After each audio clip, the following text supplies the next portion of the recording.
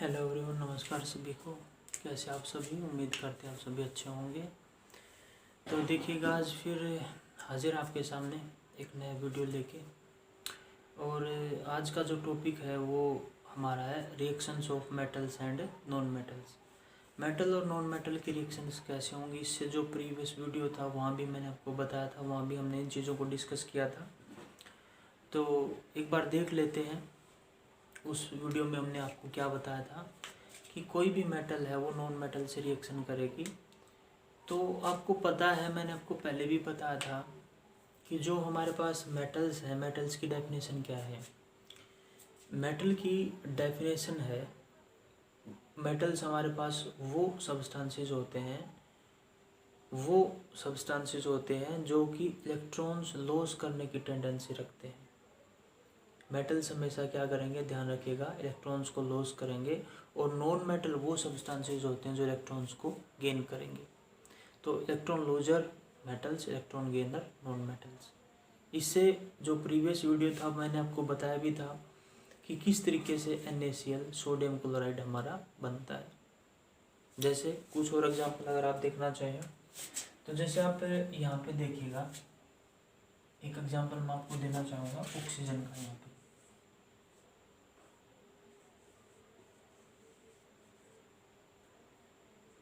Oxygen देखिएगा एक बार, तो आपको यहाँ पे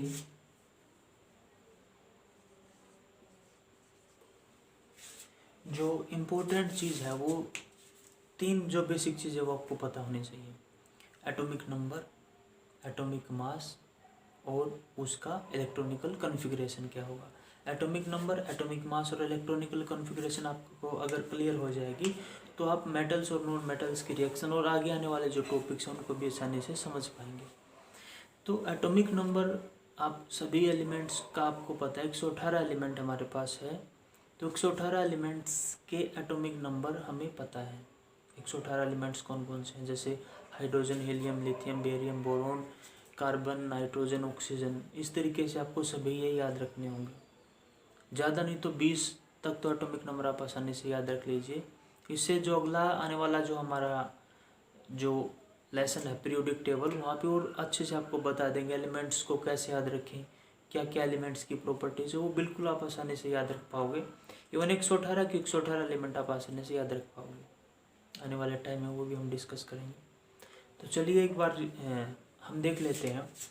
जैसे ऑक्सीजन है, ऑक्सीजन हमारे पास एलिमेंट है, इसका एटॉमिक नंबर हम सभी को पता है कि जो ऑक्सीजन का एटॉमिक नंबर है हमारे पास वो 8 है,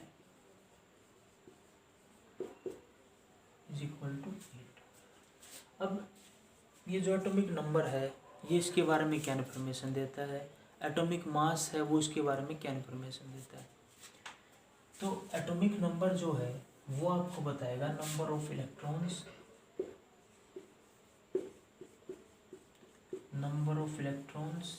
एंड नंबर ऑफ प्रोटॉन्स।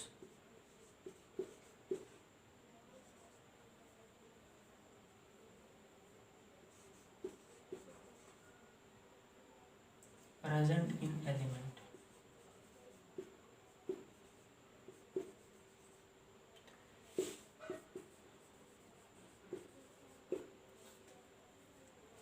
जैसे ऑक्सीजन है, अब ऑक्सीजन है तो इसका एटॉमिक नंबर 8 होने का मतलब ये है कि इसके अंदर जो नंबर ऑफ इलेक्ट्रॉन्स होंगे यहाँ पर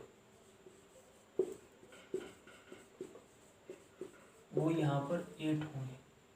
इसी तरीके से यहाँ पे जो नंबर ऑफ प्रोटॉन्स होंगे वो भी हमारे पास कितने होंगे, 8 ही होंगे।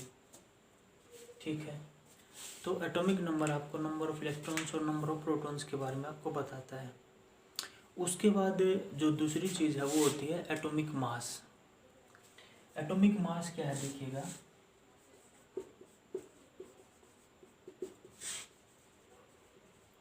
एटॉमिक मास हम सभी को पता है कि number of electrons plus number of electrons, जो एटॉमिक मास होगा वो होगा आपका number of protons plus number of neutrons present in the element. Element के अंदर प्रोटॉन्स प्लस न्यूट्रॉन की जो संख्या है उसी को बोला जाता है आपका एटॉमिक मास। तो हम यहाँ से बोल सकते हैं नंबर ऑफ प्रोटॉन्स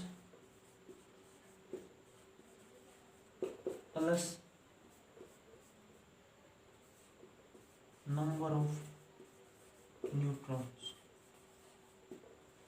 ये जो संख्या होगी इसी को बोला जाता है एटॉमिक मास या मास नंबर भी बोलते हैं इसको। तो ऑक्सीजन के लिए वो कितना होगा आपने ध्यान में रखना है, ऑक्सीजन के लिए वो होगा 16। तो ऑक्सीजन के लिए एटॉमिक मास 16 है, एटॉमिक नंबर 8 है। अब आपको ये तो पता लग गया कि किसी भी एलिमेंट में प्रोटॉन कितने होंगे और इलेक्ट्रॉन कितने होंगे। अब किसी भी एलिमेंट में अगर आपने नंबर ऑफ न्यूट्रॉन्स पता करने हो तो वो कैसे पता करेंगे, चलिए उसको भी हम यहाँ पे भी डिस्कस कर लेते हैं, क्योंकि इसके बिना जो आने वाले हमारे टॉपिक्स आपके क्लियर नहीं हो पाएंगे। तो पहले आप इस चीज़ को अच्छे से क्लियर कर लीजिए। तो चलिए आपने नोट डाउन कर लिया होगा, इसको हम मिटा देते हैं।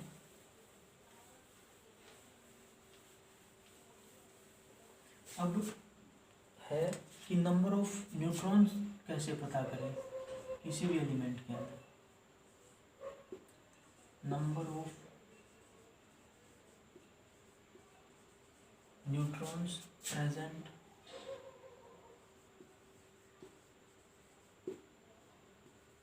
In any element.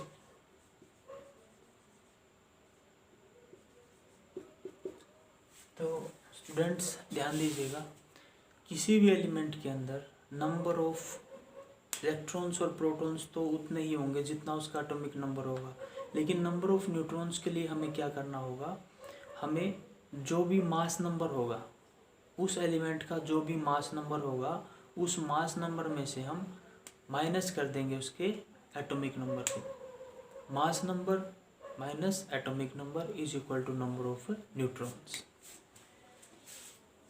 Is equal to number of neutrons को अगर मैं n से लिखूं तो ये हो जाएगा मेरे पास क्या, इसको लिख देंगे हम mass number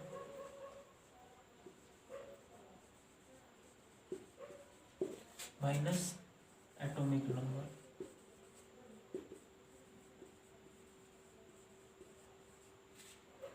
mass number minus atomic number हमारे पास नंबर ऑफ न्यूट्रॉन्स हो जाएंगे।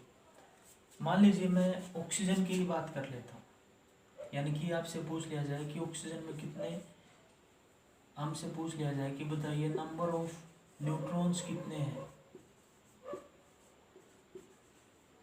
इन ऑक्सीजन, ऑक्सीजन में कितने नंबर ऑफ न्यूट्रॉन्स हैं। अगर हमने वो फाइंड आउट करना हो तो कैसे फाइंड आउट करेंगे, देखिएगा सबसे पहले हम देखेंगे ऑक्सीजन, ये रहा ऑक्सीजन, इसका मास नंबर कितना हमारे पास 16 और इसका एटॉमिक नंबर कितना 8, तो इसके अंदर नंबर ऑफ न्यूट्रॉन्स भी कितने हो जाएंगे 8 हो जाएंगे। अब मास नंबर माइनस में एटॉमिक नंबर हमने क्यों किया उसके बारे में भी हम बात कर लेते हैं। देखिए पहला, अगर ये तो सिंपल सी बात है कि अगर आपने शॉर्टकट में पता करना है कि नंबर ऑफ जो न्यूट्रॉन्स हम निकालना चाहते हैं मास नंबर में से एटॉमिक नंबर को माइनस कर दो, लेकिन ये फार्मूला बना कैसे, चलिए उसके बारे में और थोड़ा सा डिस्कस कर लेते हैं।